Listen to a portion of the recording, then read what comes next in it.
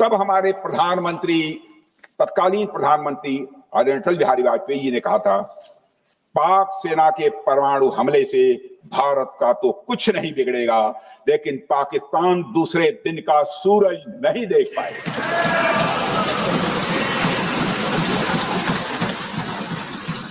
यानी अटल जी जो शांति का पैगाम लेकर गए, वही अटल जी शक्ति का भी परिचय देने में तनिक भी नहीं हिचके। यही है भारत। अध्यक्ष महोदय, यह सामर्थ्य का उद्घोष था। यह एक स्पष्ट संदेश था कि भारत शांति चाहता है, लेकिन अगर कोई हमारी संप्रभुता को चुनौती देगा तो उसका जवाब भी उतनी ही दृढ़ता से दिया जाएगा। अध्यक्ष महोदय, 2015 में जब हमारे प्रधानमंत्री मोदी जी ने लाहौर जाकर नवाज शरीफ से मुलाकात की, तो भारत ने फिर से दोस्ती का हाथ बढ़ाया। अध्यक्ष महोदय, हम वाकई में शांति की राह पर चलना चाहते थे, क्योंकि हमारी मूल प्रकृति बुद्ध की है, युद्ध की नहीं है। हमारी सरकार ने भी पाकिस्तान के साथ शांति स्थापित करने के अनेक प्रयत्न किए, लेकिन बाद में हमने 2016 में सर्जिकल स्ट्राइक से, 2019 में बालाकोट में एयर स्ट्राइक से और 2025 के ऑपरेशन सिंदूर से हमने शांति स्थापित करने का दूसरा रास्ता अपनाया है। अध्यक्ष महोदय, अब हमारे प्रधानमंत्री श्री नरेंद्र मोदी जी और हमारी सरकार का स्टैंड बिल्कुल क्लियर है कि टेररिज्म और टॉक्स ये दोनों साथ नहीं चल सकते, क्योंकि सभ्य मुल्कों के बीच बातचीत होती है। अध्यक्ष महोदय, लोकतांत्रिक देशों में बातचीत होती है, पर एक ऐसा देश जिसके वजूद में लोकतंत्र का एक कतरा भी न हो और सिर्फ रिलीजियस फैनेटिसिज्म, टेररिज्म और हेट्रेड अगेंस्ट इंडिया हो, उसके साथ संवाद किसी भी सूरत में नहीं किया जा सकता, क्योंकि टेररिज्म की भाषा जो अध्यक्ष महोदय होती है वह खून, डर और नफरत है, संवाद नहीं। गोलियों की आवाज में संवाद की आवाज दब जाती है। जहां खून बहता है वहां बातचीत की गुंजाइश अध्यक्ष महोदय नहीं बचती। अध्यक्ष महोदय, पाकिस्तान की वर्तमान स्थिति अब जग जाहिर है। जिस देश ने आतंक को अपनी विदेश नीति का औजार बना लिया, वह अंततः अपने ही जाल में फंस जाता है। पाकिस्तान की नीति और चरित्र को लेकर कोई भ्रम नहीं रहना चाहिए। यह एक ऐसा देश है जो वैश्विक आतंकवाद की नर्सरी है और उन्होंने इसको अपनी स्टेट पॉलिसी का भी एक आधार बनाया हुआ है। अध्यक्ष महोदय, ऑपरेशन सिंदूर के दौरान पूरी दुनिया ने देखा है कि पाकिस्तान में सरकार आतंकवादियों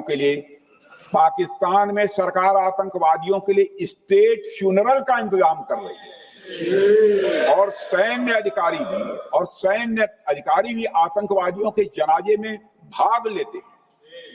यह वही देश है जो सीमा पर सैनिकों से लड़ने का साहस नहीं जुटा पाता, इसलिए निर्दोष नागरिकों, बच्चों और तीर्थ यात्रियों को आतंकवाद का निशाना बनाता है।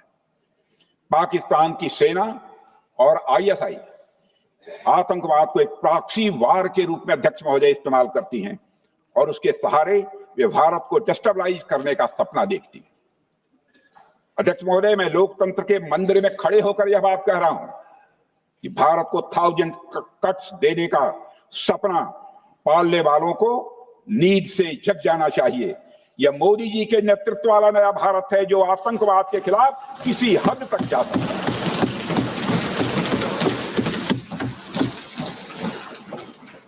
अध्यक्ष महोदय, आप भारत का इतिहास जानते हैं।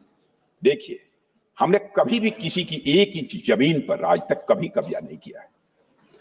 हम यह भी जानते हैं कि युद्ध अपनी बराबरी वालों से करना चाहिए।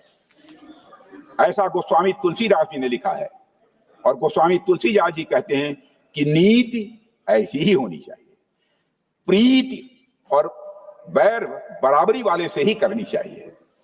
शेर यदि मेढकों को मारे तो उसका बहुत अच्छा संदेश नहीं आता है अध्यक्ष महोदय। और अध्यक्ष महोदय, हमारे देश की सेना शेर है।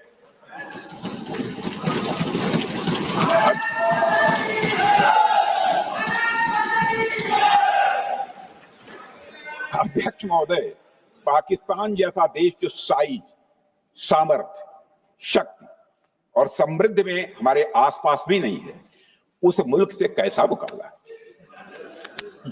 जो मुल्क अपने अस्तित्व के लिए दूसरों पर आश्रित हो, उसके मुकाबले का मतलब है अपना स्तर कम करना। हमारी नीति है आतंकवाद के खिलाफ प्रभावी कार्रवाई करना। हमारा पाकिस्तान विरोध उनकी आतंकवाद की नीति के कारण है, इसलिए पाकिस्तान से हमारा विरोध है। अध्यक्ष महोदय, हम अगर शांति की आशा के लिए हाथ बढ़ाना जानते हैं तो अशांति फैलाने वाले हाथों को उखाड़ना भी जानते हैं।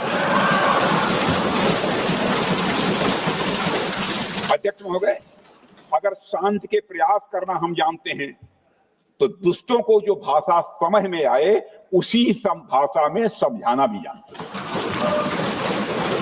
सठे साक्ष्यम समाचरे, अर्थात दुष्ट के साथ दुष्टता का ही व्यवहार करना पड़ता है कभी कभी।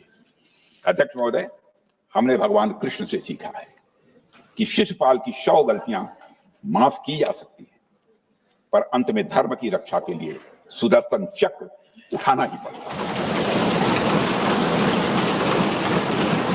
हमने पार्लियामेंट का अटैक सहा है अध्यक्ष महोदय, 2001 का मुंबई अटैक सहा है, झेला है, लेकिन अब हमने कह दिया है इनफ इज इनफ। अब हमने सुदर्शन चक्र उठा लिया है अध्यक्ष महोदय। अध्यक्ष महोदय, हमारी प्रवृत्ति भगवान राम और भगवान कृष्ण से प्रेरित है, जो हमें शौर्य भी सिखाती है और धैर्य भी सिखाती है।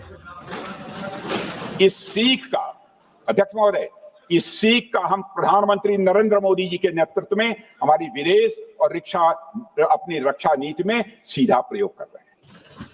आज भारत पहले दोस्ती का हाथ बढ़ाता है, लेकिन अगर कोई देश धोखा दे तो उसकी कलाई भी मरोड़ना जानता है।